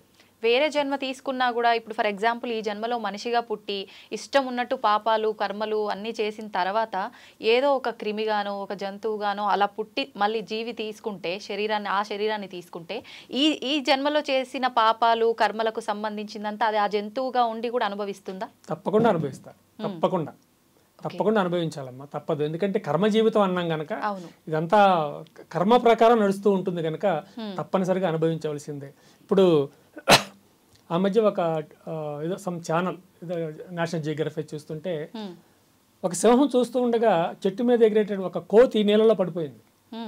ఇది వెళ్ళి కోతిని తినేయచ్చు కానీ తినలేదు, జాగ్రత్తగా వెళ్ళి దాన్ని జాగ్రత్తగా పట్టి ఒడ్డును పెట్టేసింది. కానీ దాని తత్వం అది కాదు కదా, తత్వం అది తినాలి, చంపేయాలి, కనీసం దాన్ని గాయపరచాలి. పక్కన ఒడ్డును పెట్టిన దాని అర్థం ఏంటి అంటే నెక్స్ట్ జన్మ ఇది ఏ జన్మ ఎత్తుంది, మంచి జన్మే తీసుకుంటుంది కదా, ఒక మానవ జన్మే స్వీకరిస్తుంది, లేదా ఒక గోవు జన్మను స్వీకరిస్తుంది, ఒక మంచి ఉత్తమ జన్మను స్వీకరిస్తుంది. అట్లా కూడా జరుగుతాయి. అటువంటిది కూడా ఇంకొకటి ఏదో చూశాను, ఒక సెల్ లోపలికి ఒక సింహం తిరుగుతుంటే ఒక అబ్బాయి ఆ లోపల కటకటాల లోపల గ్రిల్ లోపలికి చేపెట్టి ఫోన్తో దాని ఫుడ్ తీస్తున్నాడు, అడుగులు తీస్తున్నాడు. వెంటనే సింహం దగ్గరికి వచ్చి తన చేత్తో ఆ సెల్ ఫోన్ ఆ చేతిని బయటికి తోసేసింది. నోటితో కొరికి పట్టుకోవచ్చుగా, కొరకలా బయటకి నెట్టేసింది. ఇట్లా పెట్టి తన కాలుతో బయటకు నెట్టేసింది ఆ చేతిని, ఆ చేతిని బయటకు నెట్టేసింది. అంటే అది నెక్స్ట్ ఏ జన్మ తీసుకుంటుంది, దానికి ఎందుకు ఆ బుద్ధి వచ్చింది? ఉత్తమ జన్మ వస్తుంది, అటువంటి వాడికి ఉత్తమ జన్మ వస్తుంది. అంటే ఇప్పుడు మనిషిగా ఉన్నప్పుడు కూడా మూర్ఖంగా ఉండి కాస్త మారి కాస్త తర్వాత ఉత్తమ జన్మ తీసుకొని ఆ తర్వాత ఇంకోటి అలా ఉంటుందా? అలా కూడా ఉండొచ్చు అమ్మ. ఇప్పుడు ముందేమో దుర్మార్గుడిగా ప్రవర్తించవచ్చు, తర్వాత మనస్సు మారి చక్కగా ఉత్తమమైనటువంటి ఆలోచనతో ఉత్తమ సంస్కారంతో జీవించవచ్చు. అటువంటి వాడికి ఉత్తమ జన్మే రావచ్చు. తర్వాత ఒక మానవ జన్మ లేకపోతే ఉత్తమ జన్మ రావచ్చు, కానీ మోక్షం మాత్రం రాకపోవచ్చు. మోక్షం అంటే ఇంకా మరి జన్మ అనేది ఉండదు, జన్మ ఉండకుండానే జన్మ లేకుండానే అన్నమాట, అది మోక్షం, అది తరింపు. ముక్తి మోక్షం అంటే అది. అయితే వీరికి తప్పకుండా మనకు జన్మ వస్తుంది. ఇట్లా చక్కగా సాధుపరంగా ప్రవర్తించిన వారికి తప్పనిసరిగా మరొక ఏదో ఒక ఉత్తమమైన జన్మ వస్తుంది.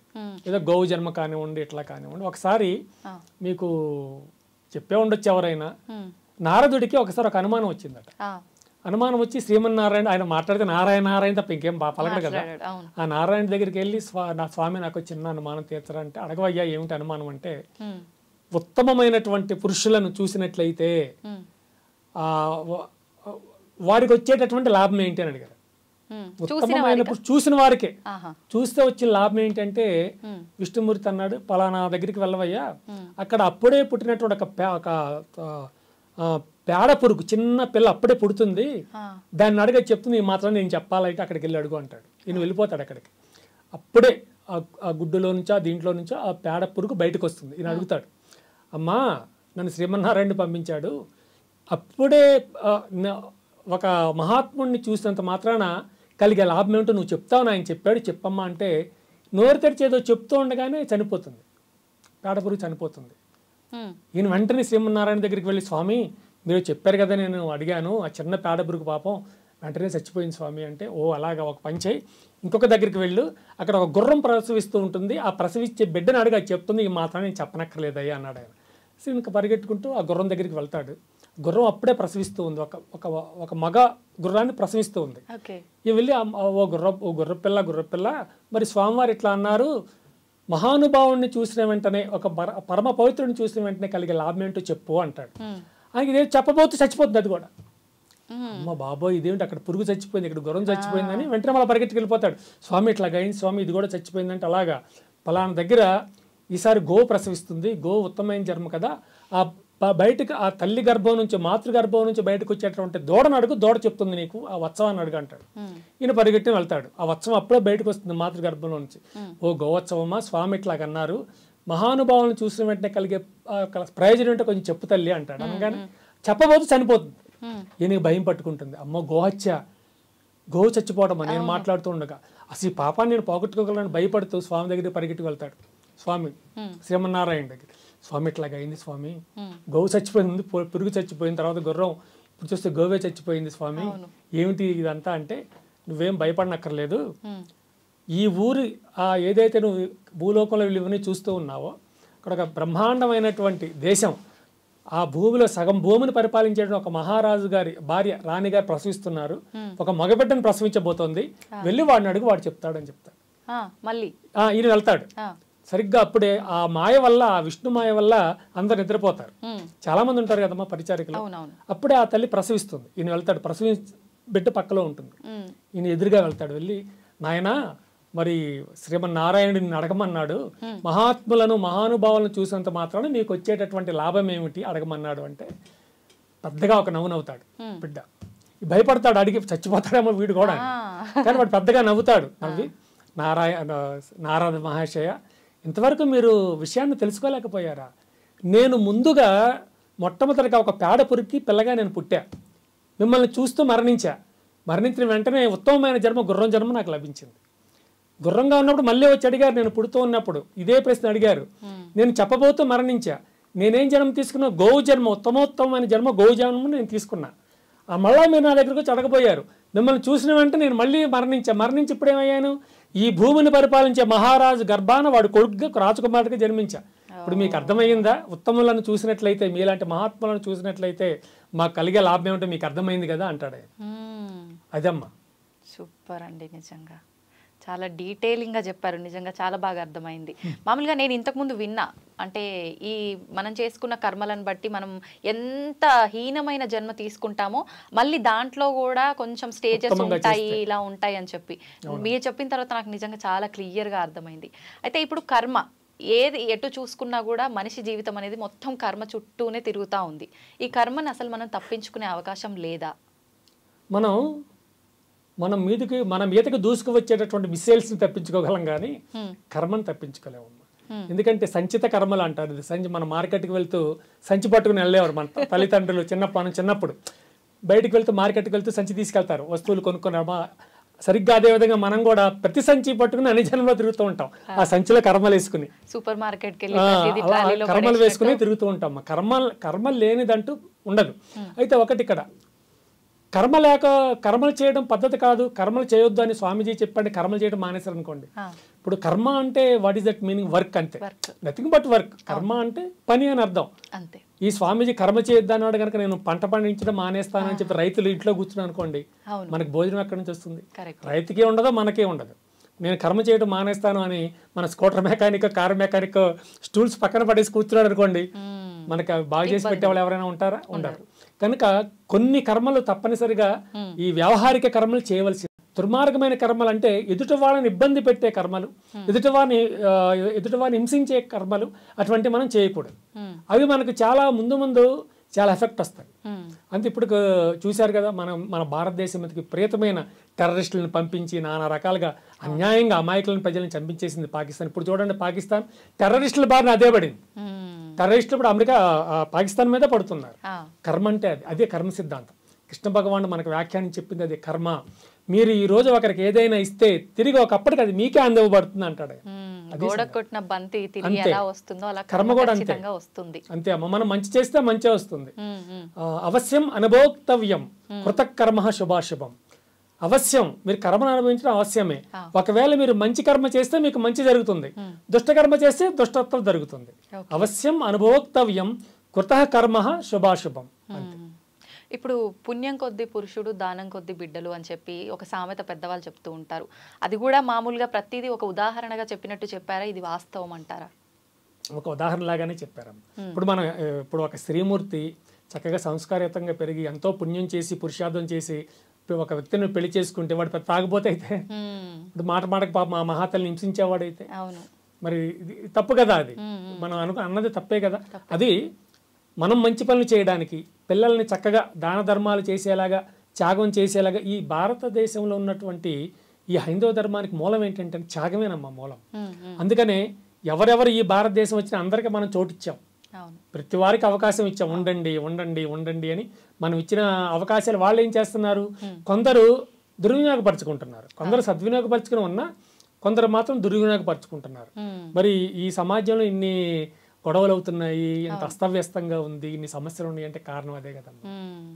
ఇప్పుడు మీరు ఇందాక కర్మ గురించి మాట్లాడుకున్నప్పుడు అన్నారు మనం ఏదో ఒకటి చేస్తూనే వెళ్ళిపోతాం కదమ్మా, దానివల్ల మనం అది మూట కట్టుకుంటున్నాం పాపము అని చెప్పి. నిజంగా నేను కావాలని ఎవరిని ఇబ్బంది పెట్టకపోయినా తెలియక కూడా ఏదో రకంగా ఎదుటి వారిని ఇబ్బంది పెడుతుండొచ్చు, అది కూడా వర్తిస్తుందంటారా? అంటే మనకేం చెప్తారంటే పసిపిల్లవాడు పాకుతూ ఉన్నాడు, నిప్పు కాలుతుందన్న వాడికి తెలియదు, అయినా నిప్పును పట్టుకుంటాడు, కాలుతుందా కాలదా అంటారు. కర్మ కూడా అంతే, తెలియక చేసినా పడుతుంది అంటారు. తెలియక చేసినా సరే మన వల్ల కొంతమంది ఇబ్బంది పడినప్పుడు అప్పుడు అది మనకి దుష్టకర్మ కింద మనకు ప్రాప్తిస్తుంది. మనకు తెలియకపోవచ్చు, కానీ మిగిలిన వాళ్ళకి తెలిసింది కదా, వాళ్ళు చేసిన ఈ పని వల్ల నేను ఇట్లాగా ఇబ్బంది పడ్డాను అని తెలుస్తుంది కదా, ఆ విధంగా మన కర్మ చుట్టుకునే అవకాశం ఉంది. కనుకనే మనం ఏమిటంటే చాలా వరకు ఈ ఎదుటివారిని ఇబ్బంది పెట్టేటటువంటి కార్యాలు ఏమీ చేయకుండా చక్కగా మన కార్యాలయం మనం చేస్తూ మన జీవితంలో మనం ముందుకు సాగిపోవడమే ఉత్తమం. ఓకే, ఇప్పుడు భగవంతుడి విషయానికి వస్తే మనం స్టార్టింగ్లోనే మాట్లాడుకున్నట్టు కోరికల కోసం కష్టాలు తీరడం కోసమే భగవంతుని ఆరాధించడం కాదు, కానీ ప్రతి ఒక్కరము కూడా చేసేది ఏంటి తెలిసి కూడా ఖచ్చితంగా నాకు ఈ ఇబ్బంది ఉంది, ఈ ఇబ్బంది తొలగిపోవాలి స్వామి, తొలగిపోతే నీకు పలానా కొబ్బరికాయ కొడతాను, లేకపోతే ఇంకేదో చేస్తాను అంటే ఆయన దగ్గర నుంచి ఏదో ఒక లాభ ఆపేక్ష కోరుకొని మాత్రమే పూజ చేస్తున్నాం. అందులో నిజమైన భక్తి ఉండనివ్వండి, ఖచ్చితంగా లాభాపేక్ష ఉంది. దాని గురించి ఏం చెప్తారు? లాభాపేక్షతో మనం ఏమి చేయకూడదమ్మా. భగవంతుడికి సంబంధించింది, భగవంతుడికి సంబంధించిన ఏ కార్యం చేయాలన్నా నిష్కామక్రియతోనే చెయ్యాలి. అంటే లోపల ఏ కోరిక లేకుండానే మనం చెయ్యాలి. తిరుపతి వెళ్ళినా, శ్రీశైలం వెళ్ళినా, ఎక్కడికి వెళ్ళినా సరే మన మనస్సులో ఏ విధమైన కోరిక ఉండకూడదు, కానీ మనలో దానగుణం అనేది ఉండాలి. అంటే ఎదుటి వాళ్ళకి మనం ఏమైనా ఇవ్వగలగాలి, అంటే పేదలకు ఏమైనా మనం ఇవ్వగలగాలి. మన మనసులో అన్ని కోరికలు పెట్టేసుకుని నా కోరికలు అవి తీరాలి, కొన్ని తీరవచ్చు, ప్రతిదీ తీరాలనేమి ఉండదు అక్కడ, కొన్ని తీరితే తీరవచ్చు అంతే. అంటే ఖచ్చితంగా కొన్ని తీరుతున్నాయంటే భగవంతుడు కోరికలు తీరుస్తున్నాడు అని అంటే నేను కోరుకోవడం కరెక్టే, కోరుకోవచ్చు, ఇబ్బంది ఏం లేదు, తప్పేం కాదమ్మా. కోరుకోవటం దుష్టకర్మ కింద ఏం రాదు, చక్కగా కోరుకోవచ్చు. అంటే మనం కోరుకునేది న్యాయ మార్గంలో ధర్మంగా కోరుకోవాలి. నా బిడ్డలు చక్కగా చదువుకోవాలి, నా బిడ్డలు సంస్కారయుతంగా ఎదగాలి, మంచి బుద్ధులతో ఉండాలి కోరుకోవాలి. కానీ నా బిడ్డలు అట్లా ఎదిగినా పర్వాలేదు, రేపు మా అమెరికా వెళ్ళి నెలకు ఒక 20-30 లక్షల జీతం తెచ్చి ఇవ్వాలని కోరుకోకూడదు కదా. నా బిడ్డలు ఉత్తమమైన సంస్కారంతో చక్కగా ఎదగాలని కోరుకోవడం మంచి విషయమే, భగవంతుడు కూడా ఆనందించే విషయమే అది. నిజంగా భగవంతుడి విషయంలో భక్తి అనేది నిష్కల్మషంగా ఉండాలి, కోరిక ఏది లేకుండా. ఎలా అది? అంటే ధ్యానం అని చెప్పాను కదమ్మా, ధ్యానమే. ఇప్పుడు చూడండి, ఇప్పుడు ఈ మనం యజ్ఞయాగాదులు చేస్తాము, యజ్ఞయాగాదుల వల్ల అన్ని తీరతాయంటే తీరం. కారణం ఏమిటంటే యజ్ఞయాగాదులు చేయడం ఏమిటంటే కొన్ని కోరికలు పెట్టుకునే చేస్తారు. నేను అత్యంత నాకు పలానా జబ్బు ఉంది, ఆ జబ్బు పోవాలి, నా ఇంట్లో ఈ సమస్యలు ఉన్నాయి, సమస్యలు పోవాలి, నా భార్యకి ఈ సమస్య ఆరోగ్య సమస్యలు అన్నీ పోవాలి, ఇవన్నీ లేకపోతే నేను బాగా ధనం సంపాదించాలి, వీటన్నిటిని దృష్టిలో పెట్టుకుని యజ్ఞాలు యాగాదులు చాలా మంది చేస్తారు. ఆయనంత మాత్రాన రావాలి వాళ్ళకేం కోరికలు తీరుతాయని మనం చెప్పలేము, తీరవు కూడా. ప్రతిదీ కోరిక తీరుతుందని కూడా చెప్పలేము, తీరదు. అట్లాగేనమ్మా, ఇవన్నీ కూడా అట్లాగే ఉంటాయి. ఏదో మనసులో ఏవో కోరికలు పెట్టుకుని చేసి తీరా ఆ కోరిక నెరవేరకపోతే మళ్ళీ నిరుత్సాహం పడిపోవడం, జీవితం మందకోడిగా కొనసాగడం అన్ని జరుగుతూ ఉంటాయి. కనుక కోరికలు ఎక్కువగా ఈ గుండె మొయ్యకూడదు. ఓకే, ఇప్పుడు మనం ఉన్నది కలియుగంలో, అంటే ముందు త్రేతాయుగంలో కానీ ద్వాపర యుగంలో కానీ ధర్మం ఎక్కువగా ఉండి అధర్మం తక్కువగా ఉంది. కానీ కలియుగంలో 3 పాదాల్లో అధర్మం ఉండి ధర్మం ఒకటే పాదం మీద నడుస్తుందని చెప్పి అంటారు. అయితే మనం చేస్తున్న ఈ పాపాలు, ఈ అన్ని ఈ అధర్మమైన పనుల వల్లనే ధర్మం అనేది అధర్మం అనేది 3 పాదాలపైన నడుస్తుందా, లేదంటే ఈ సృష్టి యొక్క విధానమే అలాగుందా ఏంటి? కలియుగంలో ఆ విధానం ఉందమ్మా. కలియుగంలో ధర్మం తక్కువగా ఉంటుంది అనే విధానం ఉంది. అలా ఇంకో రకంగా చూస్తే కలియుగంలో కూడా ధర్మపరంగా కొంత మహానుభావులు నడిచే విధానం కూడా మనం చూస్తూనే ఉన్నాం. అయితే కలియుగంలో గోవు ఒక్క పాదంతోనే, అంటే గోవుని ధర్మదేవతగా పోల్చారు, ఆ గోవు ఒక్క పాదంతోనే నడుస్తుంది అని చెప్పారు. అంటే ధర్మం 4 పాదాలు కాదు, ఒక్క పాదంతోనే నడుస్తుంది అని చెప్పారు. అది నిజమే. ఇప్పుడు అసలు కలియుగం ఎన్ని సంవత్సరాలు? కలియుగం అంటే కొన్ని లక్షల సంవత్సరాలు. ఇప్పటికి చూసుకుంటే ఏదో చాలా మంది మళ్ళీ ఈ మధ్య ప్రపంచం నాశనం అయిపోతుంది, అసలు యుగాంతం వాళ్ళు ఎట్లా చెప్తారో కూడా అర్థం కాదమ్మా నాకు. ఎందుకంటే ఒక మరణించిన మనిషిని మనం తీసుకుందాం, మరణించిన మనిషికి మనం సంవత్సరానికి ఒకసారి పిండ ప్రదానం మళ్ళీ ఏదో చేస్తాం, కార్యక్రమం చేస్తాం. ఎందుకు చేస్తాము అంటే అది రోజు కింద లెక్క వారికి. అంటే ఒక సంవత్సరం రోజు 12 నెలలు కలిపి వారికి ఒక రోజు కిందే లెక్క. మన ఒక సంవత్సరం వాళ్ళకి ఒక రోజు కింద లెక్క. అందుకని ప్రతిరోజు అన్నం పెట్టాలి కనుక సంవత్సరానికి ఒకసారి పెడతాం వారికి. అర్థమవుతుందా? అర్థమైందండి. అది సంవత్సరానికి ఒక రోజు పెడతాము. అదే మీరు దేవేంద్రుడి విషయానికి వస్తే ఆయనకి కొన్ని వందల సంవత్సరాలు అయితే తప్ప ఒక రోజు కింద లెక్క కాదు. అదే శ్రీమన్నారాయణ విషయానికి వస్తే ఆయనకి కొన్ని వేల సంవత్సరాలు అయితే తప్ప ఒక రోజు కింద లెక్క కాదు. అదే పరమశివుడు దగ్గరికి వెళ్తే ఆయనకి కొన్ని లక్షల సంవత్సరాలు అయితే తప్ప ఒక రోజు కింద లెక్క కాదు. అలాగే పరబ్రహ్మ దగ్గరికి వెళ్తే కొన్ని కోటాను కోట్ల సంవత్సరాలు అయితే తప్ప ఒక రోజు లెక్క కాదు. మరి నువ్వు ఏ మకం పెట్టుకుని ఈ దేన్ని ప్రమాణంగా చేసుకుని లేకపోతే రేపు ఈ 2025 చివరిలోనే ప్రపంచ నాశనం అయిపోతుంది, ఇంకొకటి వచ్చి అంట లేదు 2032లో ప్రపంచ నాశనం అవుతుంది, నువ్వు దేన్ని ప్రమాణంగా తీసుకున్నావు? నువ్వు చెప్ప లెక్క బయట పెట్టాలి కదా. మరి పక్క ప్రమాణాలు ఇంత తేడా ఉంది ఇక్కడ. ఇంత తేడా ఉన్నప్పుడు నువ్వు దేన్ని ప్రమాణంగా తీసుకున్నావు? అసలు ఈ భూమిని వదిలి అంతరిక్షంలోకి వెళ్తే అక్కడ రోజులే ఉండవు. అంతరిక్షంలోకి వెళ్ళిన తర్వాత రోజులే ఉండవు, సమయమే. ఇన్ని గంటలు, 10 గంటలు, 20 గంటలు, 30 గంటలు, 200 గంటలు, 300 గంటలు అన్న సమయమే తప్ప ఇన్ని రోజులు అక్కడ ఉండదు. ఎందుకంటే అక్కడ సూర్యాస్తమయాలు ఉండవు, సూర్యోదయాలు ఉండవు. ఇంకా మరి ఎట్లాగా రోజు లెక్క పెట్టేస్తావు నువ్వు? రోజు లెక్క పెట్టడం కుదరదమ్మా. ఇదంతా నథింగ్ బట్ ఫేక్.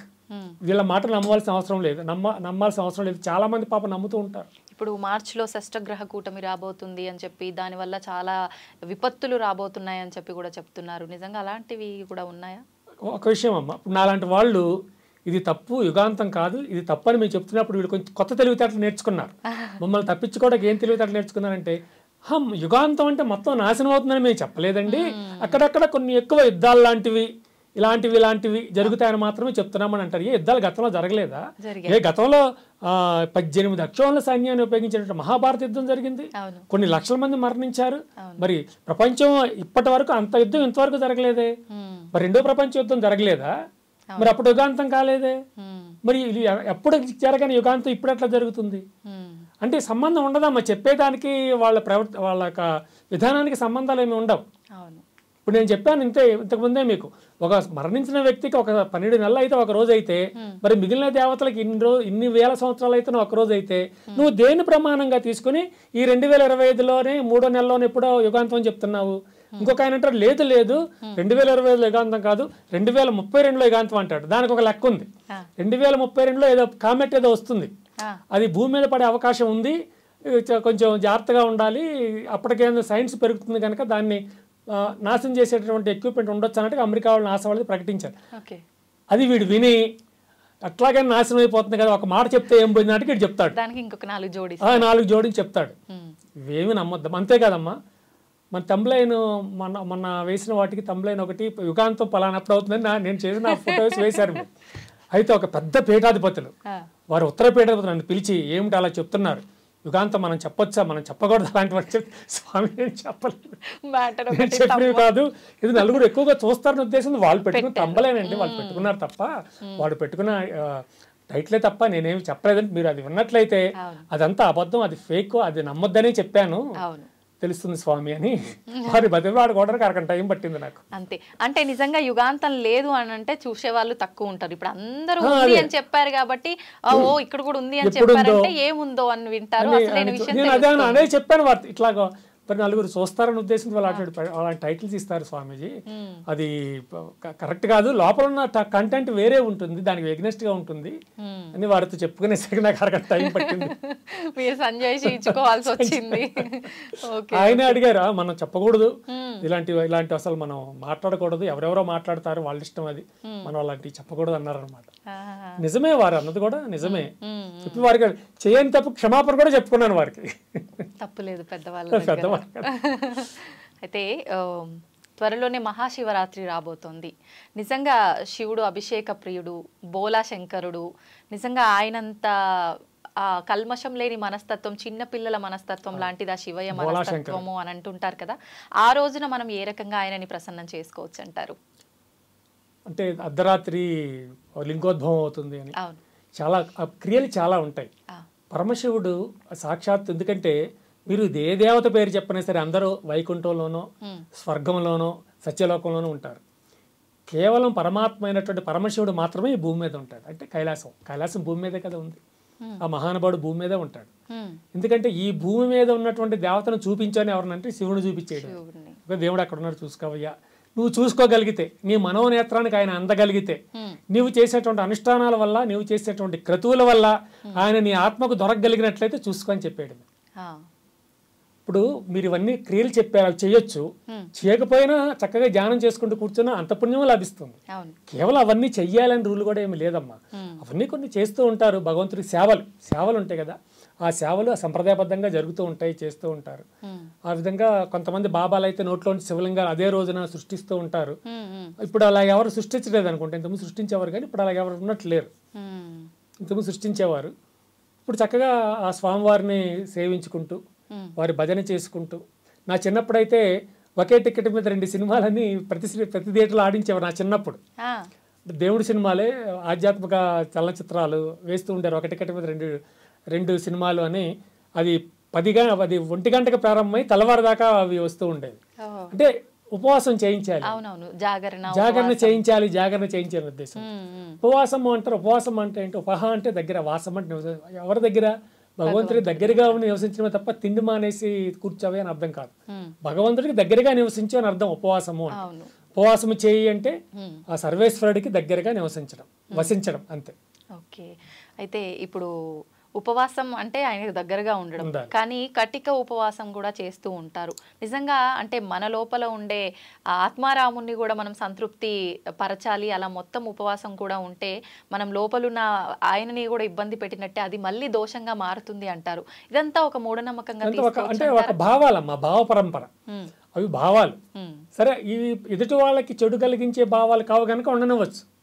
వాటి వల్ల మనకు నష్టం లేదుగా. అలా వారు అనుకున్నా మనకు నష్టం లేదు కనుక వారు అట్లా అనుకోవచ్చు. మనకు అది ఇబ్బంది ఏం లేదు, మనకి సమాజానికే నష్టం ఏమి లేదు. వారు తిన్నా పర్వాలేదు, తినకపోయినా తిన్నంత మాత్రాన పుణ్యం రాదు అనుకోవడం కరెక్ట్ కాదు. తింటే పాపం వస్తుంది అనుకోవడం కూడా కరెక్ట్ కాదు. భగవంతుడికి పూజ చేస్తే ఎక్కువగా మనకు తృప్తి చెందుతామని అన్నారు కదా మీరు ఇందాక. ఆత్మ సంతృప్తి పొందొచ్చా, లేదంటే భగవంతుడికి సేవ చేస్తూ ఉంటారు ఆలయంలో, క్లీనింగ్ దగ్గర నుంచి ప్రతి ఒక్కటి, అది చేస్తే నిజమైన తృప్తి లభిస్తుందంట? ఏదైనా తృప్తేనమ్మా. మనం ధ్యానం చేసేందువల్ల తృప్తి పొందవచ్చు. మీరు అన్నట్లుగా ఆలయంలో సేవ చేసేందువల్ల కూడా తృప్తి పొందవచ్చు. ఎందుకంటే ఆలయంలో సేవలు కూడా తప్పకుండా చెయ్యాలి. లేకపోతే అవన్నీ ఆ నూనెకి జిడ్డు పట్టి మడ్డి పట్టి ఆ వస్తువులన్నీ, ఆ హారతి అవన్నీ కూడా పాడైపోతాయి. కానీ మనం చక్కగా వారానికి ఒకసారి 10 రోజులకు ఒకసారి మన దగ్గరలో ఏదైనా ఆలయం ఉన్నట్లయితే తప్పకుండా వెళ్ళి ఆ సేవ మనం చేయొచ్చు.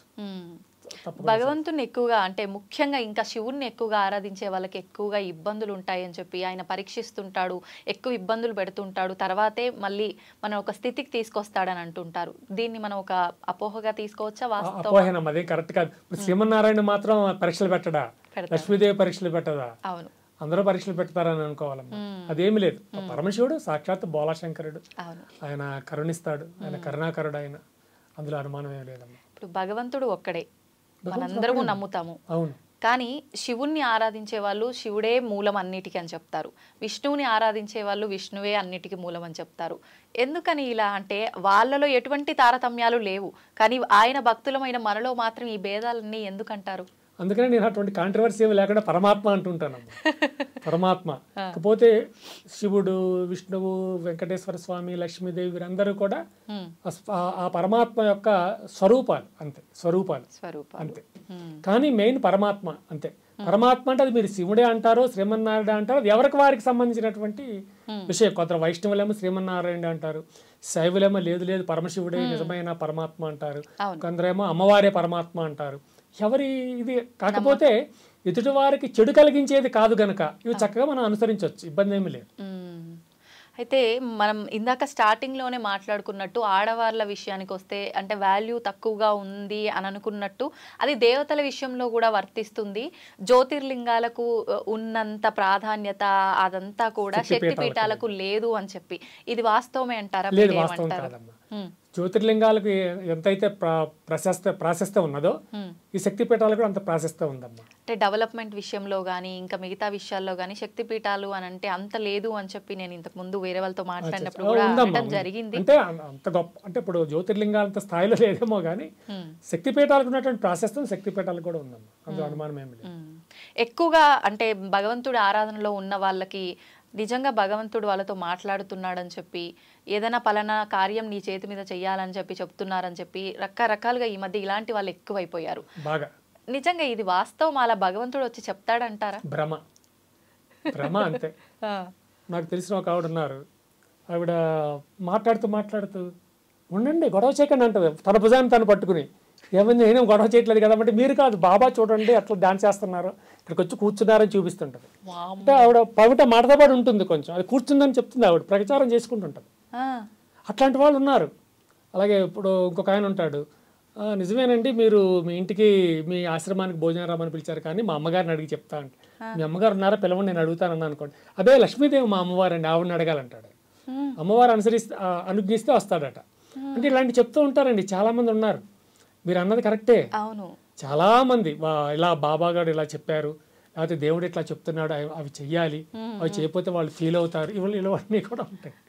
అంటే వాళ్ళు మెంటల్ గా ఏదో ప్రాబ్లం ఉండి మెంటల్ ఎక్కియడం ఒకటి, మనకు కూడా మెంటల్ ఎక్కించడం అంతే. ఇంకొకటి వ్యాపార దృక్పథం ఒకటి అట్లా చెప్పడం వల్ల 10 మంది వస్తారు ఇంకా వీళ్ళ దగ్గర. అవును, చాలా దురదృష్టం అటువంటి వాళ్ళని నమ్ముతూ ఉంటారు వీళ్ళు కూడా. ఖచ్చితంగా అంటే ధర్మాన్ని ఏదైతే వాస్తవం ఉందో అది ఎవరు నమ్మరు, పక్కన పెట్టేస్తారు. ఎందుకంటారు అలా? అంటే తేలికగా వచ్చేస్తుంది దేవుడు, తేలిగ్గా వచ్చేస్తున్నాడు మాకు. తేలిగ్గా మా చేతికి దేవుడు చిక్కుతున్నప్పుడు ఈ ధ్యానాలు చేయడాలు ఇవన్నీ మాకెందుకు? గంట తరబడి ధ్యానం చేసి ఏమో వస్తాడు రాడు ఎవరికి తెలుసు, మా ఎదురుగానే ఉన్నాడు కదా అంతే. ఏమి ఒక తేలిక భావం అనమాట. అంటే భగవంతుడు అంటే తేలిక భావం రావాలంటే ఇవన్నీ పెట్టాలి, ఇవన్నీ ఉండాలి. అమ్మవారు మాతో మాట్లాడతారు, స్వామివారు మాతో ఒక ఆవిడన్నారు, ఆవిడేమో ప్రతి సోమవారం ఆవిడ ఒళ్ళు బరువు ఎక్కుద్దట. ఎందుకు సోమవారం బరువు ఎక్కుద్దమ్మా అంటే సోమవారం శనివారం బరువు ఎక్కుద్ది. ఎందుకు శనివారం ఒళ్ళంతా బరువు ఎక్కుద్దమ్మా అంటే నాకు ప్రతి శనివారం ఉదయాన్నే వెంకటేశ్వర స్వామి వచ్చి పట్టేస్తారండి నా ఒంటికి, అందుకని నా ఒళ్ళు బరువు ఎక్కిపోద్ది. పట్టడం ఏంటి తల్లి, ఆయన దయ్యమా పిశాచమా భూతమా పట్టడానికి? అలాగేం జరగదమ్మా మీకు తెలియదండి స్వామి, మీరన్నీ ఇలాగే మాట్లాడతారు, మాకు పడతారండి. పడతారేమిటి? దెయ్యం పట్టినట్టు, దెయ్యమా పిశాచమా పట్టడానికి? వెంకటేశ్వర స్వామి సాక్షాత్ సర్వేశ్వరుడు. అతల వితల సుతల తలాతల రసాతల పాతాల భూలోక బోర్లోక స్వర్లోక మహాలోక జనలోక తపోలోక సత్యలోకాలకి సర్వాధినాయకుడు ఆయన. అనేంటిది ఒక చిన్న పిల్లోడ్ల దైవం వచ్చి పట్టినట్టుగా నన్ను పట్టేస్తారండి. ప్రతి శనివారం ఒళ్ళతో బరువు ఎక్కుద్ది. ఏం బరువు అమ్మా, నువ్వు తిండి తగ్గిస్తే బరువు తగ్గుతారు, దేవుడు వచ్చి పడితే బరువు తగ్గరమ్మా, బరువు ఎక్కడ కాదమ్మా అని చెప్తాం మేము. వాళ్ళ ట్రాన్స్ లో ఉండిపోతారు తల్లి. ఆ ట్రాన్స్ లో ఉండిపోయి ఇంక వినరు, ఎవరి మాట వినరు, మీకు తెలియదు ఊరుకోండి అంటారు ఆఖరికి. ఇప్పుడు వెంకటేశ్వర స్వామి అన్నారు కాబట్టి నాకు ఒకటి అడగాలనిపించింది. నేను నిజంగా కరెక్ట్ అడుగుతున్నానో మరి ఏంటో నాకు తెలియదు కానీ వాస్తవానికి వెంకటేశ్వర స్వామి నిజమైన ప్రదేశం అది కాదు, ఆయన ఏదో సందర్భంగా అక్కడికి వచ్చి అక్కడే ఉండిపోవాల్సి వచ్చింది, అది ఆయన స్వస్థానం కాదు అనగా నేను విన్నా. ఇది వాస్తవమా? అది ఏంటంటే యాక్చువల్గా వారు శ్రీమన్నారాయణ వెంకటేశ్వర స్వామి కారు, అది నిజమే. శ్రీమన్నారాయణుడు, శ్రీమన్నారాయణుడుగా వారు వైకుంఠంలో ఉన్నారు. ఉన్నప్పుడు లక్ష్మీదేవికి ఒక విధానంలో కోపం వచ్చింది. ఎందుకంటే ఒక ఋషి వచ్చి శ్రీమన్నారాయణ దర్శనానికి వచ్చినప్పుడు ఆయన వస్తున్నాడని స్వామికి తెలుసు. లక్ష్మీదేవిని పక్కన కూర్చోబెట్టి సరసల్లాపలాడడం మొదలు పెట్టాడు కావాలని పరీక్ష చేయడానికి. ఆయన వచ్చి నీవు దేవాది దేవుడు అని నేను దర్శించడానికి వస్తే భార్యతో నేను సరసల్లాపాల్లో మునుగుతావని కాలుతో ఒక తంతాడు స్వామిని గుండె మీద, కుడి గుండె మీద తన్నేస్తాడు. దాంతో ఎందుకంటే లక్ష్మీదేవి కోపం వస్తుంది, ఆవిడకి ఎందుకు కోపం వస్తుంది? అది నా స్థలం, నా స్థలం కదా, నా స్థలం అయినప్పుడు నువ్వు ఎట్లా తన్నాడు అని నువ్వు అతను ఎందుకు శపించలేదు, ఆయన నువ్వు ఎందుకు శిక్షించలేదు? పైగా ఆయన కాళ్ళు పట్టుకుని నొత్తుతాడా, ఈ స్వామి నన్ను తనడం వల్ల నీకన్నా ఇబ్బంది కలిగిందా, నీ కాలికి నొప్పి కలిగిందా అని కాలు సవరదీస్తూ ఉంటాడు ఆయన. ఇవిడికి మరీ మండిపోయింది, ఇవిడికి నేను నీ దగ్గర ఉండను అని చెప్పి ఆవిడ వచ్చేస్తుంది భూమి మీదకి. వచ్చేసినప్పుడు ఆవిడని వెతుక్కుంటూ స్వామివారు వస్తారు. వచ్చినప్పుడు ఏమవుతుందంటే ఇప్పుడు తిరుపతి కొండ ఉన్నాయి కదమ్మా, అక్కడ చరిత్ర జరిగింది, చరిత్ర నాట్ ద స్టోరీ, హిస్టరీ. వచ్చినప్పుడు ఎదురుగా ఆ కొండల ఎదురుగా గంగానమ్మ వారి గ్రామదేవత ఉన్నారు. నేను అక్కడికి వచ్చారు, సవినీయంగా నమస్కారం చేశారు గంగానమ్మకి. అమ్మ ఒక్కసారి ప్రత్యక్షం తల్లి నీతో మాట్లాడాలి అన్నారు. ఆవిడ ప్రత్యక్షం అయిపోయింది. స్వామి చెప్పండి ఏమి ఆజ్ఞ అన్నది. ఆజ్ఞ కాదు తల్లి, నీవే నాకు ఆజ్ఞ ఇవ్వాలి. ఇక్కడ కొండలు ఉన్నాయి కదా 7 కొండలు, ఈ 7 కొండల మీద ఒక కొండ మీద నేను నా సతులతో వెలియదలిచాను, నేను ఎక్కడ వెలవాలో నీవు ఆజ్ఞవమ్మా అంటాడు. స్వామి ఏం మాట్లాడుతున్నారు మీరు? ఇక్కడ అండపిండ బ్రహ్మాండాలు మొదలు అణువు మొదలు బ్రహ్మాండం వరకు మీరే కదా సర్వాధినేత సర్వాధినాయకులు సర్వపాలకులు మీరే. మీరు నన్ను వచ్చి ఒక గ్రామదేవతను నేను నన్ను పట్టుకుని అనుజ్ఞ అడుగుతారేంటి? ఇప్పుడు ఒక దేశపు ప్రధానమంత్రి ఈ ఊరి కార్పొరేటర్ ఏమైనా పర్మిషన్ అడుగుతాడు ఏదైనా విషయంలో? మరి ఈయన అట్లా అడుగుతున్నాడు. ఈయన ఎందుకు స్వామి నన్ను ఎందుకు అడుగుతున్నారంటే ఆయన అంటారు, స్వామి నీవు అమ్మా నీవు సాక్షాత్ మాతృమూర్తివి, మాతృస్వరూపివి, నీవు ఈ గ్రామదేవతవి, ఈ గ్రామంలో చుట్టుపక్కల అనేక గ్రామాలకి నీవు మాతృమూర్తివి కనుక నిన్ను అనుమతి తీసుకోవడం నీ వద్ద అది నా యొక్క ధర్మం కనుక నీవు అనుమతి ఇచ్చినట్లయితే కొండ మీద నేను వెలుస్తానమ్మా అంటాడు. వెలవండి స్వామి, దాని దేవుంది వెలవండి అని ఆవిడ కూడా చాలా గౌరవంగా చెప్తుంది గంగానమ్మ. ఈ స్వామి అప్పుడు ఏం చేస్తారు అంటే వెంకటాద్రి అనే కొండ ఉంటుంది. ఆ 7 కొండలు కొండ పేరు వెంకటాద్రి. వెంకటాద్రి, శేషాద్రి కొండలు ఉంటాయి. వెంకటాద్రి మీదకి వెళ్ళి మొదటిసారిగా వారు తన పాదాన్ని వెంకటాద్రి అనే కొండ మీద మోపుతారు, అలా కాలు పెడతారు. పెట్టగానే స్వామివారికి ఒక పేరు వస్తుంది. వెంకటాద్రి అనే కొండ మీద ఆయన కాలు పెట్టాడు కనుక వెంకటేశ్వరుడు అన్నారు ఆయన. అంతే, వెంకటేశ్వరుడు అనే పేరు ఆయనకి ఆ వెంకటాద్రి అనే కొండ వల్ల ఆయనకి ఆ పేరు వస్తుంది. అప్పుడే వెంకటేశ్వరుడు అయిపోయారు. వెంకటేశ్వరుడిగా ఆయన అక్కడే ఉండవలసి వచ్చి అక్కడే ఉంటాడు అనమాట. అప్పుడు ఈ గంగన్న అడుగుతా, స్వామి మీరు వచ్చినటువంటి అద్భుతమైనటువంటి శుభముహూర్తం, దయచేసి కలియుగాంతం వరకు కూడా తమరు ఇక్కడే వేంచేసి ఉండండి, భక్తుల కోరికలు తీరుస్తూ ఉండండి ఈ అమ్మవారు అంటే, ఈ గంగన్నమ్మ గారు అడిగితే సరే తల్లి అది మాతృ ఆజ్ఞగా నేను స్వీకరిస్తాను అంటే, ఆయనకి అంటే ఈ హైందవ దేవతలు అనే వాళ్ళకి శ్రీమూర్తులు అంటే ఎంత గౌరవం చూడండి, మహాగౌరవం శ్రీమూర్తులు అంటే. అలాగే తల్లి నీవు చెప్పావు కనుక నేను తప్పకుండా ఉంటానని చెప్పి అక్కడ తన సతులతో అలివేలు మంగమ్మ అంటే పద్మావతి దేవి, అలివేలు మంగమ్మ అంటే పద్మావతి దేవే, లక్ష్మీదేవి ఇద్దరిని చెరువక పక్కన వెలయమని చెప్పి స్వామివారు కూడా అక్కడే వెలుస్తారు. ఇంకో బీబీ నాంచారి, ఇంకో Bibi it's a fake story, అదే ఫేక్, అసలు లేదు. బీబీ నాంచారి అనేది ముస్లిం ఒక రాజుగారి కుమార్తె. చిన్న కథ కూడా జరిగిందమ్మా. మన రామానుజాచార్యులు ఉన్నప్పుడు ఏమైందంటే, ఆయన ఈ ముస్లిం రాజులు ఏం చేసి పనిపాటు లేదు, ఎక్కడ హిందూ దేవతలు ఉన్నారు, ఎక్కడ హిందూ దేవతల ఆలయాలను వెళ్ళి కొట్టేయడమే, కొట్టేసి అందులో బొమ్మలన్నీ బంగారు విగ్రహాలే కదా మన వాళ్ళు పెట్టేది, అక్కడ విగ్రహాలన్నీ తెచ్చేసుకునేవారు. ఆయన తెచ్చిన విగ్రహాల్లో ఒక చిన్న శ్రీమన్నారాయణ విగ్రహాన్ని ఆయన కూతురు చూసింది, చిన్నపిల్ల కూతురు చూసింది, నచ్చింది బాగా. అబ్బాజాన్ అమ్మకో బహుత్ పసంద్ అని చెప్పి అది తీసేసుకుని ఆడుకోవడం మొదలుపెట్టింది. దానికి చిన్న గొడ్డలు కట్టి దానికి చిన్న అన్నం పెట్టి ఏదో తినిపిస్తున్నట్టుగా ఆడుకోవటం మొదలుపెట్టి పిల్లలు అట్లాగే ఆడుకోవటం మొదలుపెట్టింది. కొద్ది రోజుల తర్వాత ఆ బొమ్మ ఎట్లా డిసప్పియర్ అయిందో ఏదో మూల పెట్టి మర్చిపోయినట్టుంది ఆ పిల్ల. ఆ అమ్మాయి పేరు నాందిచార్, ముస్లిం నేమ్ నాందిచార్ ఆ అమ్మాయి పేరు. మా అయిన తర్వాత అంతా వెతికింది, కోట వెతికింది, లోపల అన్ని అంతర్పురాల్లో వెతికారు, బొమ్మ గురించి ఎక్కడా కనపడలేదు. ఆఖరికి రామానుజాచార్య వరకు ఆ విషయం తెలిసింది, ఇట్లా బొమ్మని వాళ్ళు వెతుకుతున్నారు, బొమ్మ కనపడలేదట. ఆయన వచ్చారు, వచ్చి సుల్తాన్జీ ఆ బొమ్మ కోసం మేము వెతుకుతున్నాం, ఆ విగ్రహం కోసం, మా హిందువులంతా అంత పవిత్రంగా చూసేది, దయచేసి ఆ విగ్రహం నాకు అనుగ్రహించండి, నేను తీసుకువెళ్ళి నేను ప్రతిష్ఠించుకుంటాను అంటే, ఆ ముస్లిం రాజు ఆ సుల్తాన్ ఏ మూడ్ లో ఉన్నాడో తెలియదు కానీ ఇచ్చేసాడు. వెతకండి రా అంటే సైనికం అంతా వెతికేశారు, మొత్తానికి అది దొరికింది. దొరికితే ఈయనకి ఇచ్చేశారు. తర్వాత తీసుకెళ్లి ప్రతిష్ఠించుకోండి అని ఇస్తే ఈ పిల్ల వెంటబడింది. ఓ మెరీ బొమ్మనే ఉంటారు ఉర్దూలో, ఏ మేరీ హై ఏ మీరే హై हमको దేవో ఏ కిలోనా అమారా హై దేవదేవ్ అంటబడిన ఆయన ఇవ్వాల, ప్రతిష్ఠించడానికి తీసుకెళ్తున్నాడు కదా. ఏడుస్తూ కూర్చుంది. ఇక వీళ్ళు బుజ్జగించి కోటలోకి తీసుకెళ్లిపోయారు అంతఃపురంలోకి అమ్మాయిని. ఈయన ఆ యొక్క విగ్రహాన్ని తీసుకొచ్చి ప్రతిష్ఠించారు. అక్కడ మరి శ్రీరంగంలోనే అక్కడ ప్రతిష్ఠించారు. అక్కడ కథ అయిపోయింది. మన వాళ్ళు ఈ పనిపాటు లేని వాళ్ళు గొళ్ళపా బయట కూర్చొని ఈ కథను పెంచి పెద్ద చేసి బీబీ నాంచర్ ఒక దేవతని పెరిగి పెద్ద అయిపోయిందని, ఈయన్ని పెళ్లి చేసుకుందని, ఇద్దరికి వివాహం అయిందని లేనిపోని క్రియేట్ చేశారు. ఇక్కడ ఒకటి ఉంది, ముస్లిమ్స్ విపరీతంగా హిందువుల మీద పడి విపరీతంగా కష్టాలు పెట్టేవాళ్ళు, బాధలు పెట్టేవాళ్ళు. అలాగే హిందువులు కూడా గ్యాంగులుగా హిందూ యువకులు కూడా ఏర్పడి ఈ ముస్లిమ్స్ని కూడా కొట్టేవాళ్ళు. వీళ్ళు వదిలేసేవాళ్ళు కాదు ముస్లిమ్స్ని, వీళ్ళు పగ తీర్చుకునేవారు. అటువంటిది ఉండకుండా ఉండాలని ఈ హిందువులు వాళ్ళ బారిన కానీ ముస్లిమ్స్ హిందువుల బారిన కానీ పడకూడదు. ఒరే ముస్లిమ్స్ ఎవరో కాదురా, మన చుట్టాలే, మన బంధువులే అవుతారు. ముస్లిమ్స్ ఎవరు వెంకటేశ్వర స్వామి వారి భార్య యొక్క బంధువులు వాళ్ళంతా, మనం అట్లా యుద్ధాలు చేయకూడదు అని చెప్పడానికి ఇది. అక్కడ అయ్యప్ప స్వామి వారికి కూడా తప్పల. అయ్యప్ప స్వామి వారి దగ్గర ఓవర్ అని ఒక ఆయన ఉంటాడు, ఓవర్ స్వామి బాబరమ్మ, వాడు లక్షల మంది హిందువుల్ని వాడి కంఠాలను నరికేసి ఒక రోజు అయితే ఒక వారం రోజులో 10 రోజుల్లో 5 లక్షల మంది హిందువులు నరికేశాడు. ఢిల్లీ నగరంలో 5 లక్షల మంది హిందువులు. మతం మారతావా మారవా, నేను మారను అన్నవాడిని నరికేసేవాడు, మారతా అన్నవాడిని వదిలేసేవాడు. అలా మారను అన్న హిందువులు నరికేసి ఎంతమంది అయ్యారు అంటే, ఇటు 5 లక్షల తలలు, అటు 5 లక్షల మొండాలు. ఆ బాబర్ విగ్రహమే ఈ ఓవర్. బాబర్నే ఇక్కడ ఓవర్ అంటారు, ఇది అయ్యప్ప దగ్గర శబరిమలలో అంటారు. వాడి దర్శనానికి మన వాళ్ళు వెళ్తున్నారు. ఏంటి, నీ పూర్వీకుల్ని అతి ఘోరంగా చంపినటువంటి వాడు దర్శనానికి మీరు వెళ్ళడం ఎంత ఘోరం అమ్మా అది. మేము చెప్తున్నాం, వాట్సాప్ల పరంగా కానివ్వండి, ఫేస్బుక్ల పరంగా కానివ్వండి, వాడు ఓవర్నైనా లక్షల మంది హిందువుని అతి ఘోరంగా తలలు తీసి చంపినటువంటి నీచుడు వాడి దర్శనానికి మీరు వెళ్ళడం ఏంటంటే, ఎందుకు పెట్టారట అది కూడా, అబ్బాయి ఓవర్ అనేవాడు అయ్యప్ప స్వామి ఫ్రెండ్. సో అతని ఫ్రెండ్ కనుక ముస్లిమ్స్ అందరూ మనకు ఫ్రెండ్సే. అందుకని మీరు మన ముస్లిమ్స్ మీద యుద్ధానికి వెళ్ళకూడదు, వాళ్ళు వాళ్ళతో చెప్పు.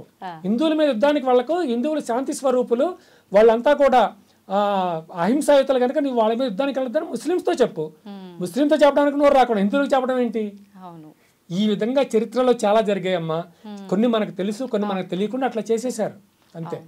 ప్రతి ఆలయం వెనుక కూడా మనకు తెలిసింది కొంత అయితే తెలియదు కొంత ఉంది. అవును. అయితే వెంకటేశ్వర స్వామి గురించే మాట్లాడుకుంటున్నాం కాబట్టి ఆయన స్త్రీ వేషధారణలో ఉంటాడు అని చెప్పి మాట్లాడుకుంటూ ఉంటాం. ఎందుకని ఆయన అలా ఉంటారు?